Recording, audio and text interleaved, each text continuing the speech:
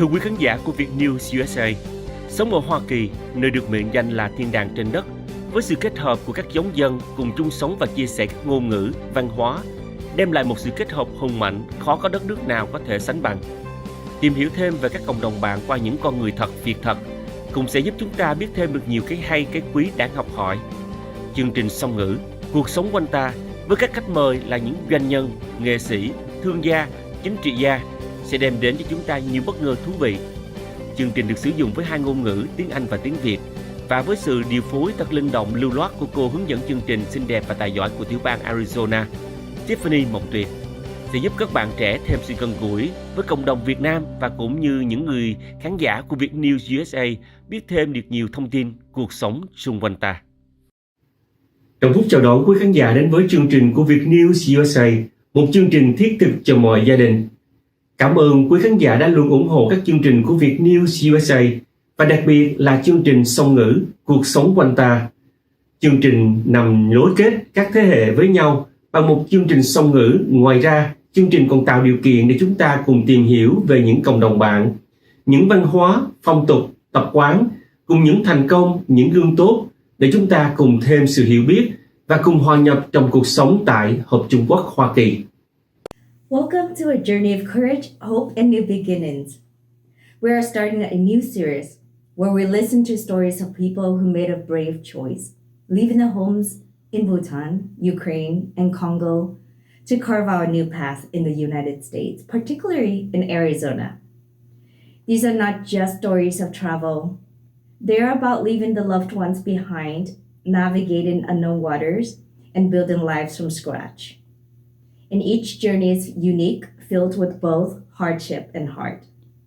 But they're not alone. In this series, we also shine the light on the kindness of strangers like Dr. Sunvo and her team, who welcome these newcomers with open arms and helping hands. You will hear how their support paved the way for integration and success. So join us now as we listen to these inspiring immigration stories. Be ready to be moved by their stories, inspired by their courage, and compelled to act. We encourage you to share the stories, discuss these stories, and open your hearts and lend your support, and become part of the welcome and embrace that makes America a true land of opportunity for all.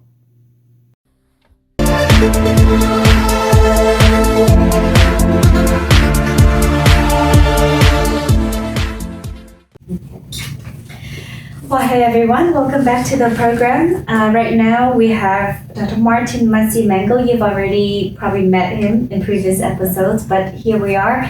We also introducing Barihorubusa Isaac, who's someone that Martin actually knew when he was very little at the refuge camps. Today we're going to hear Isaac's story and then hopes for what he hopes to have here in the United States. I know hope is probably a concept that he's still trying to work through every day based on what I've heard of how folks from the African community trying to adapt to the U.S. culture and the way of living here. But regardless, we are going to hear Isaac's story. So Isaac, very nice to have you here. Thank you for being here and share your story. So thank you. So to welcome me, then I can share my story, my life. Well, thank you, Isaac. So talking about sharing life, I know that Martin knew you since when you were little at the camp. So what was your life before camp? Do you remember? And then what was your life after when you went to camp? Kuna kuuliza maisha yako mkambi mbele ya program kambi kwa kana mwana tokana maisha kwa njia hata Kongo kwetu mwinchi. Yeah, from Congo. Maisha haiko mazuri. Life was not sababu easy. Hata tulikuwa kwa maisha tushambulia kila usiku. So every day we had some attacks. Some lot of killings. They'll come and steal everything from the house, take the animals. The life was not easy. The life was very tough. A lot of family members lost their lives back to Congo.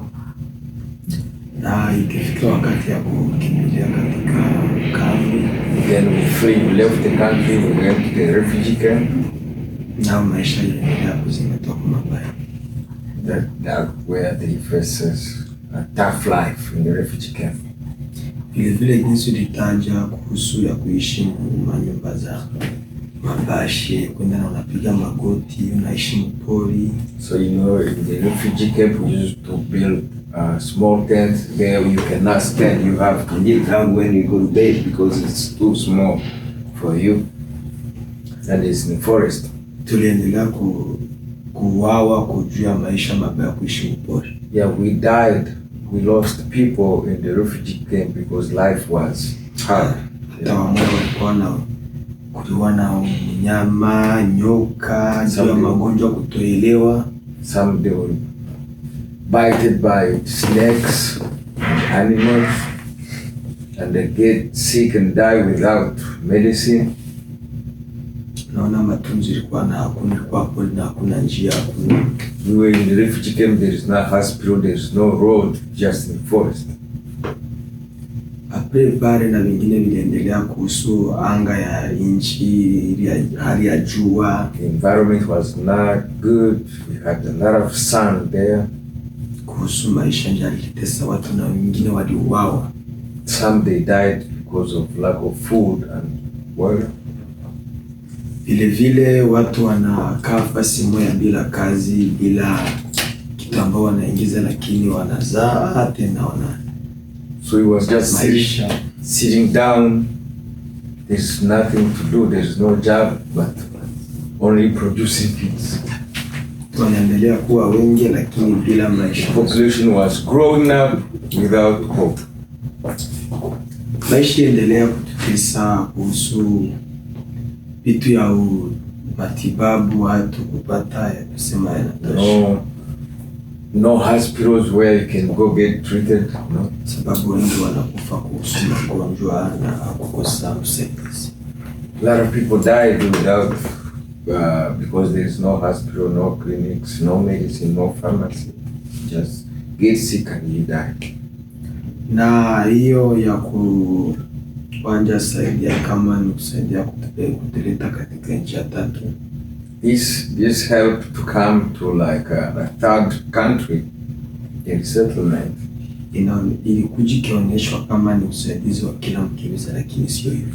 It was we knew that this help is going to be for everybody, but it wasn't. Sababu ni kufika mkambi, nilifika 2006. I went in the refugee camp in 2006. Ninadhani ya kwamba mwezi ya kwanza nitakuwa naeneza miaka 18. So in January it's going to be like 18 years. Na niko mkambi, refugee camp. Kwa hiyo watoto wengi hatukusoma kuhusu ila ni kukataa masomo, ila ni kufaa vitu. Hapana, ilikuwa tu maisha mabaya. So many of us, we didn't go to school. Tunafika hapa wanatuuliza juu ya nini hamkusoma. So when we got here they ask us why you didn't go to school.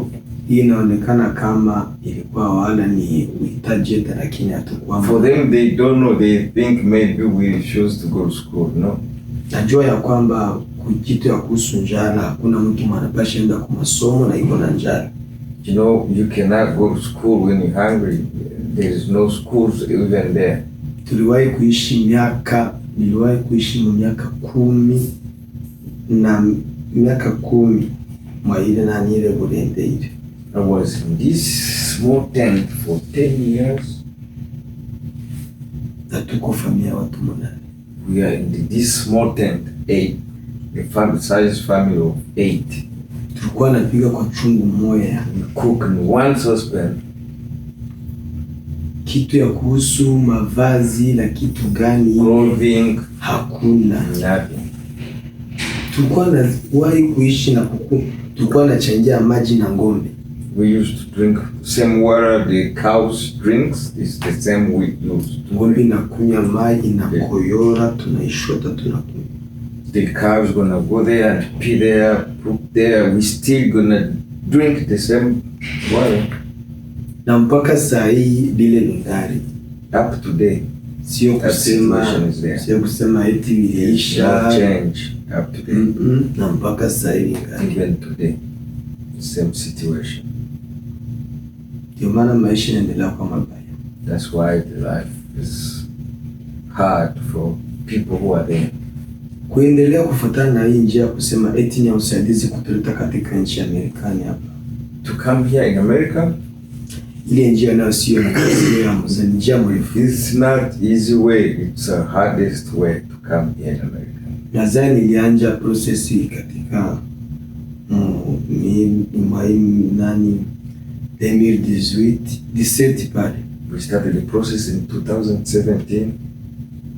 Lakini naenda kufika hapa 2023.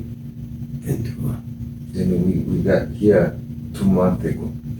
Since 2017. Kuna njia ambayo ilipitiwa lakini na sikuifurahia mpaka sasa maisha yangu. There's a way we passed through and I didn't like it in my life.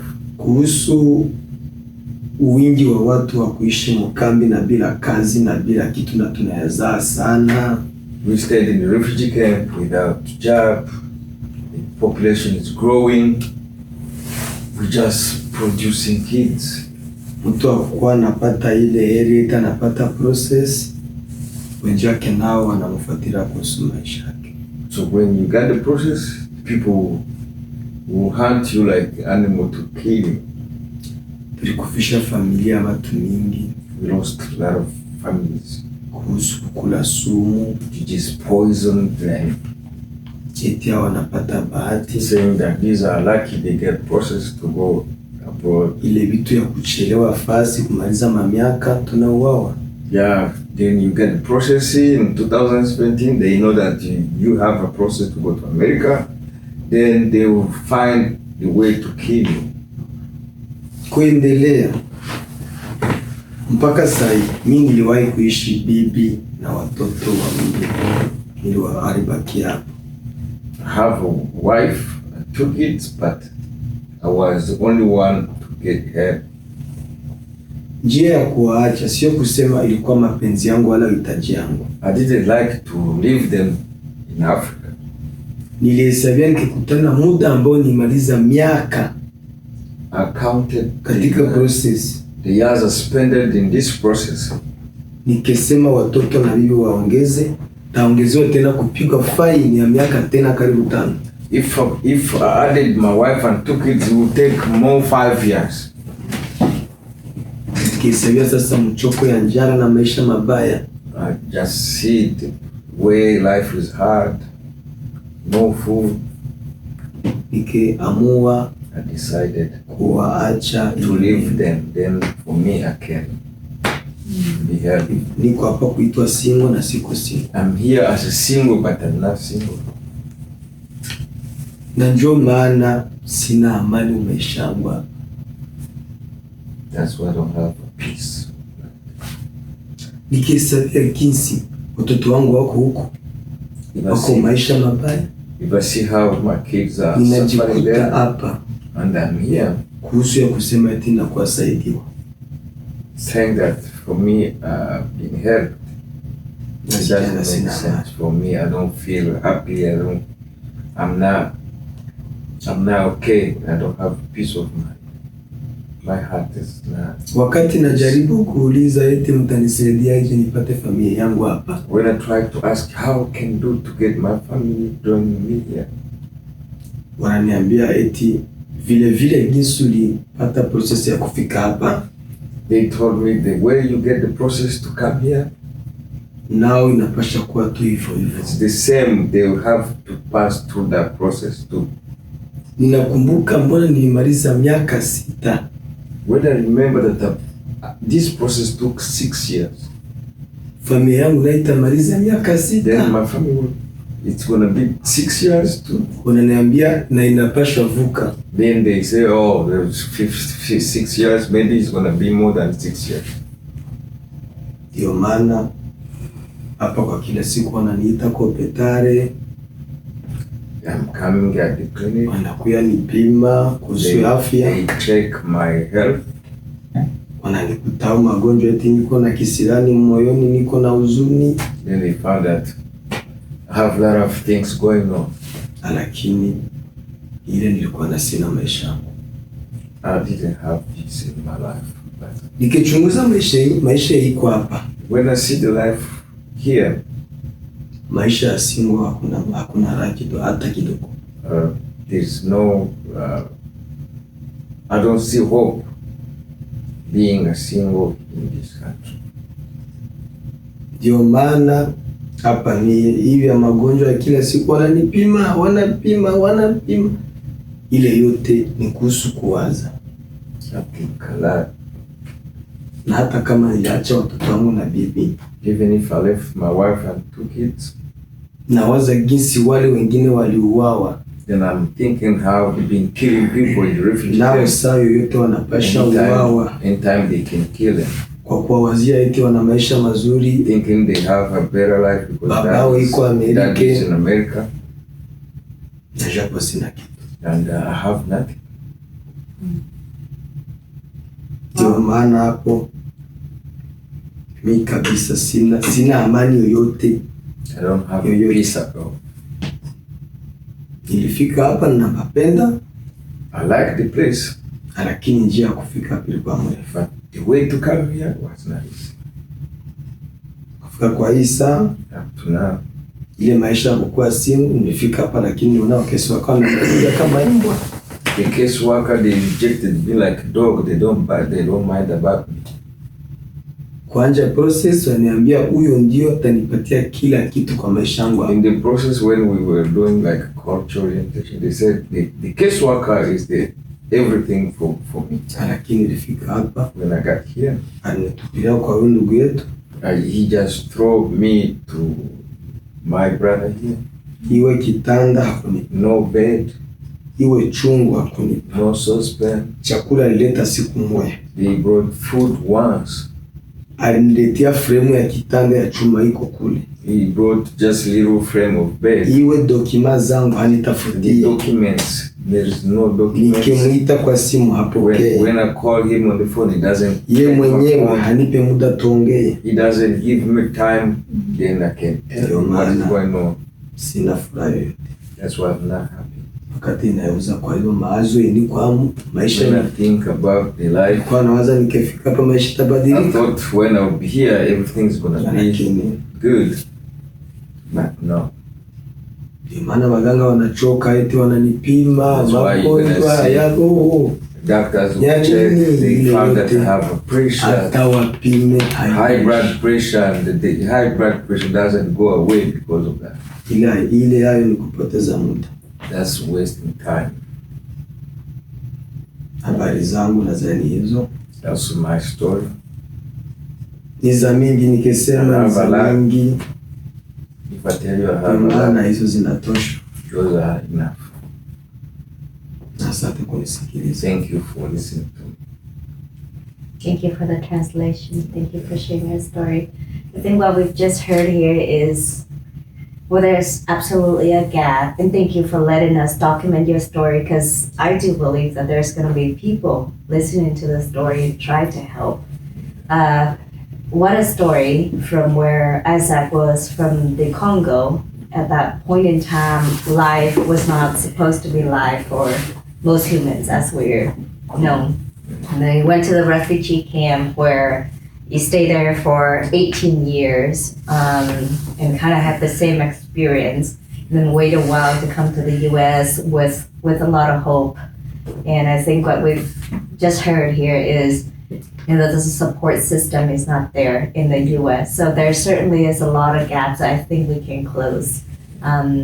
Here certainly. Allow me to do a quick translation for our Vietnamese audience before we move on, and I'll let Isaac here gather his thoughts. Thưa quý vị, thì câu chuyện của chúng ta vừa nghe của Isaac thì là một cái câu chuyện mà nó khó khăn từ ngay lúc đầu khi mà Isaac sinh ra ở bên Congo. Thì Isaac có chia sẻ là ở Congo thì cái cuộc sống của chính riêng Isaac và gia đình và những người thân đó thì nó rất là khó khăn. Nào là trộm cướp, nào là những cái quân mà tới mà cướp rồi hãm hiếp những người trong gia đình, những người trong làng vân vân, là ngày nào là cũng phải thấy những cái cảnh đó. Và cuộc sống ở bên đó thì nó đã chật vật lắm rồi. Và khi mà anh đi qua cái gọi là về cái camp á, thì 18 năm ở đó thì cuộc sống nó cũng như vậy. Chúng ta đã nghe sơ sơ về câu chuyện của Martin, là ở trong đó thì không có trường học, không có những cái dịch vụ y tế, và nói chung là những người trẻ đúng rồi là không có một cái việc làm và không có một cái gì để mà làm. Ngày thì sáng thức dậy rồi buổi tối thì đi ngủ về thôi. Và 18 năm thì phải sống trong một cái lều mà nó rất là thấp, mà đi vô thì là phải chui vô lều chứ không được là vừa tướng người đi nữa. Thì qua 18 năm sống chật vật ở đó thì anh đã được may mắn là được chính phủ Mỹ đi phỏng vấn, nhưng mà cũng phải 5 năm hơn sau mới là được đến nước Mỹ, và nó phải qua rất là nhiều cái thủ tục để mà phỏng vấn và để được đến đây. Và khi đến đây thì anh lại càng anh giờ là vẫn rất là thất vọng, bởi vì cái người mà gọi là bảo trợ anh qua, những người đáng lẽ là phải lo lắng cho anh đó, thì đến đây thì cũng không có giúp đỡ gì được nhiều, chỉ cho một cái giường, rồi cho một cái nồi nấu cơm, rồi cho ăn một lần như vậy thôi. Những cái hoàn cảnh đó thì mọi người tôi nghĩ là nó tệ hơn cái hoàn cảnh của người Việt Nam mình khi những cái năm đầu mình mới qua lắm. Thành ra đối với anh bây giờ bỏ lại ở bên trại là một vợ cùng 2 con, thành ra đối với anh là lúc nào con tim của anh nó cũng đau, anh không thấy có hy vọng gì hết. Và đó là tóm tắt cái câu chuyện của anh. Thì mọi người có cảm ơn là anh đã chia sẻ cái câu chuyện này để một phần nào đó coi như là chúng ta ghi lại cái câu chuyện của anh, để hy vọng có những cái cơ quan và những cái người mà có lòng giúp đỡ, người ta có thể đóng góp một cái gì đó để cho Isaac cũng như là cái cộng đồng của Isaac sẽ được tốt hơn, có những cái hướng đi tốt hơn nữa trong cái tương lai rất là gần đây. So Isaac, I was just summarizing what I've heard here, your experience so far. Yes, I. Go ahead, Martin. Yeah, I'm translating to him. Okay. So very sorry to hear about the wife and the 2 kids, and I can totally understand. Is there ways for you to communicate with your family back at the camp? Kwa namna inaweza kuwa naongea na madam na watoto kama basi kuongea nao haifai juu si wanataka pesa to communicate it's not easy too, because they have to put we call them megabytes in the phone over there. I see. Yeah, because there it's not like here. There they have to put money in the phone, Yes. then they can reach that. So how often does he communicate with the family back home? Unaongeza nao mara ngapi kwa atokata nyezo wamepata mega. It depends when they got money over there to or get somebody who can help them with the phone. Then they can call. Sai Call. iko na watoto hana kazi yoyote. For now, she has 2 kids without job. Hana shamba, There's no land, hana uchuruzi, there's no business. anaikala, She's just sitting. hana chochote. She has nothing. Hicho nilikuwa namuonelea I was trying to go look maisha ya everywhere kambi, in the refugee camp, not life in the camp, to Ila see if tu- I can provide something for kuisaidia them. eti nikimtia na dosi imefika mbali batanipiga tena mafaini nikiviacha. That's why I left her behind with my 2 kids, because if I added her in my case, we could give more 5 years, more than 5 years. Na hapa Now here, huyo kesi waka in case worker iwe na pesa ya rent hanilipie sahi, cannot pay the rent. kama sio kusema ni huruma yako kama mzazi ungetutupa hivi. If he was not me, they could be like thrown outside. Yeah. Sasa ataniongea nami, je, na hana pesa kuza mikahata na chakula hana, I ataongea have nami nothing for now, like money to send to them. hapa, sijapata kazi Now I don't have a job. na nikikapata siruhusiwi eti kutuma pesa. Even if I got job, Ndio it's maana hard vile for me to send the money. naona hata niko hapa sina furaha na sitaipata. That's why here I'm not really happy. Yeah. Well, anh sẽ cũng mới chia sẻ thêm là mặc dù đã ở trên nước Mỹ rồi nhưng mà những cái việc chẳng hạn như là không có việc làm, mà bây giờ nếu mà có việc làm thì cũng không có gửi tiền, không có liên lạc được thường xuyên với lại vợ và hai con ở bên còn lại ở trong trại. Thì đối với anh coi như là ngoài cái việc mà còn chính anh phải cần rất là nhiều những cái sự giúp đỡ và để mà có một cái cuộc sống ổn định hơn tại đây, thì sau khi cái việc đó thì vẫn sẽ còn rất là nhiều những cái khó khăn để giúp vợ ở nhà nữa. Thành ra trong tim anh thì lúc nào nó cũng rất là buồn và cảm như là bế tắc, kính thưa quý vị. So Martin, I'd like to ask you a few questions then on like a case like Isaac here. I assume that there are help from the government's help at this point here is considered all done. They've done everything that they have said they would do for cases like Isaac. From here on, it has to be the community or the other sponsors or charities that will step in and support. Is that the expectation? For now, it's hard because when they come from the airport, they give them like a caseworker. Caseworker. Yeah. Then caseworker, they'll tell.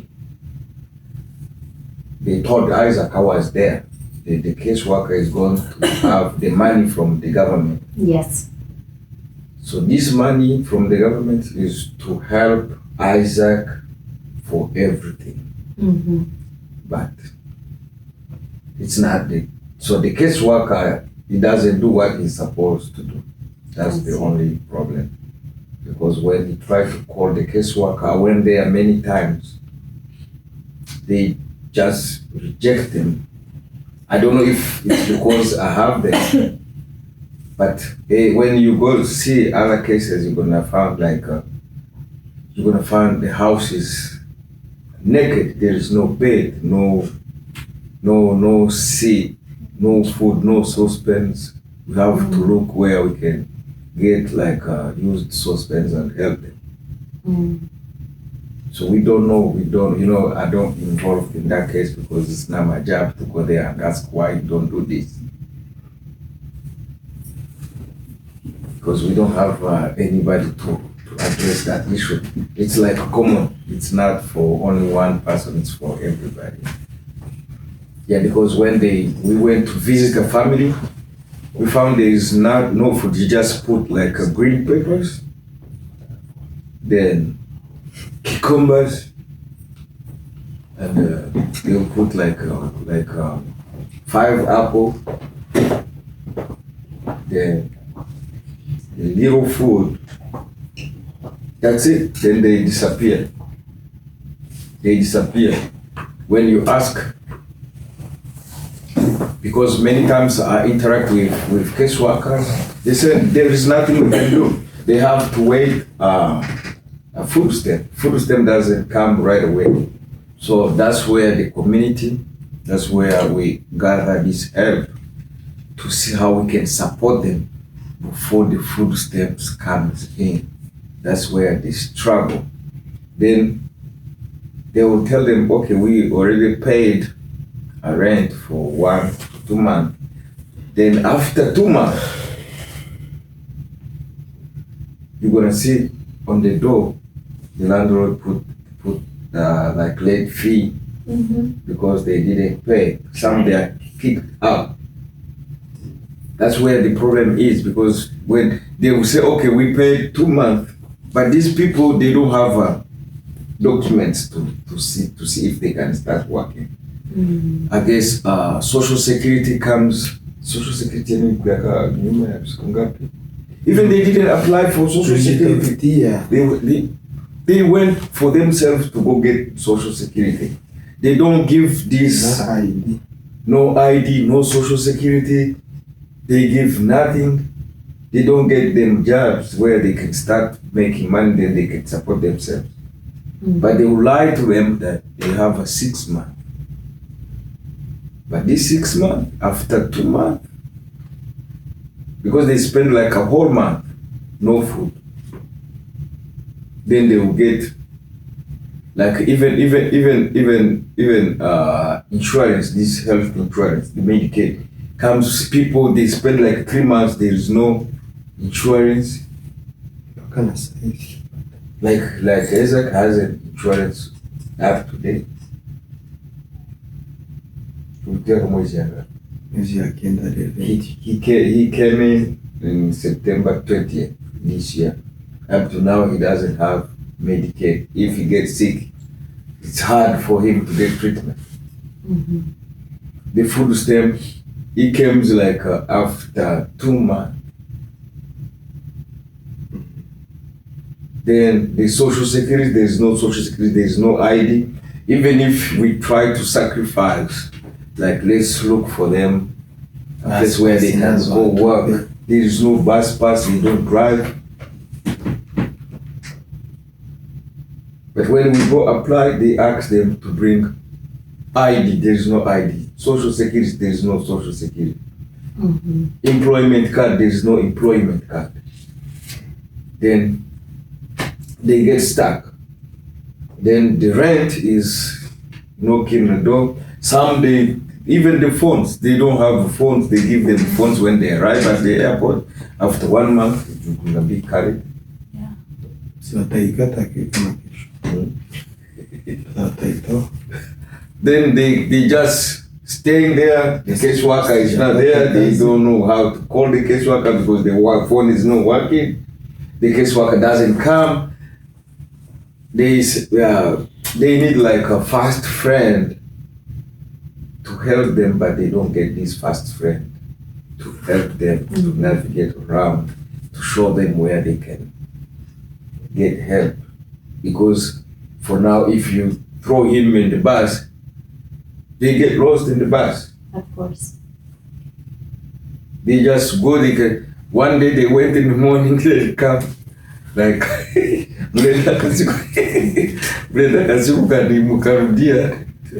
went in the morning and come back like a night. They get lost because they don't know where to go. They just walking across to the highway, just following the highway. They just walk at the highway. When they came, they were telling me that they were about to be taken by the wind because the car was rushing. They walk in the highway, they don't know where to go, they don't use GPS, they don't know where to go. They just walk around the highway going to look for areas where the office is, then they can go there. It's hard. Absolutely a big challenge. Yeah, it's a big challenge.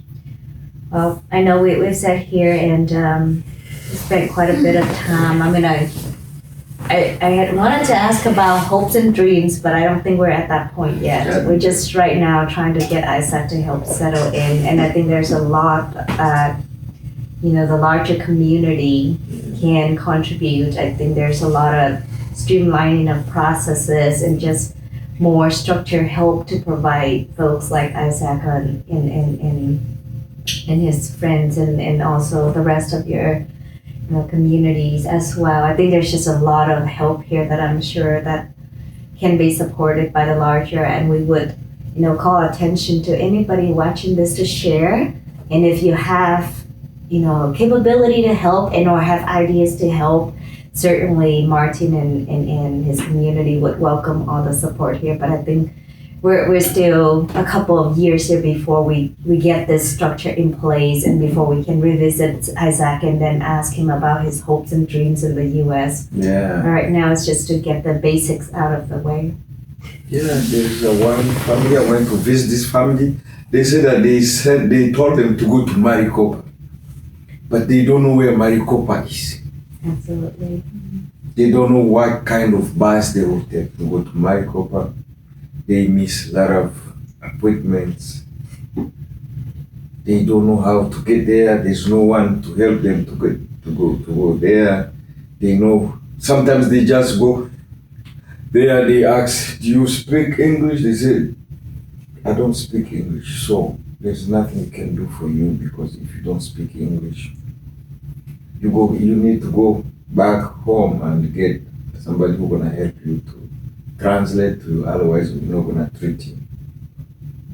That's why many people are coming at this clinic, because we are here. We help them to communicate with the doctor, to tell the doctor how they feel. Yeah, but when they go other places, they miss their appointments because of that. Some they are sick. The kids are chasing them from school because of no shot records, because they don't know where to take those kids for getting those shot records. When they know that I'm here, they will call me, can you help us? Yeah, some we're gonna go there and see them, then we tell them. That's why I was trying to see if we can move in the community and inform people what we are doing here. But we cannot just go like this, empty-handed. We need to go there and visit them with something in the hand. Well, we thank you, the audience, for your time listening to Isaac's stories, and I think listen to the bigger problem that Isaac and this few others here that are experiencing. So we hope you share the story, and we hope that you reach out to, and we'll run a couple of phone numbers here so that you can contact us to provide any kind of support. But as we've heard here, they're not asking for, I don't think we're asking for too much here. I think just the basics, just trying to get help, provide help to Isaac and friends to just get started living here in the U.S. There's just a lot to be done here. So thank you again for your time listening to the story. We definitely would be looping back and share more stories and seek your support. So thank you.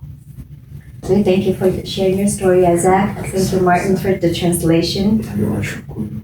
Thanks, you too. Yeah, we're starting, so thank you so much. Mời quý đồng hương hãy đến với nhà hàng Mekong Palace.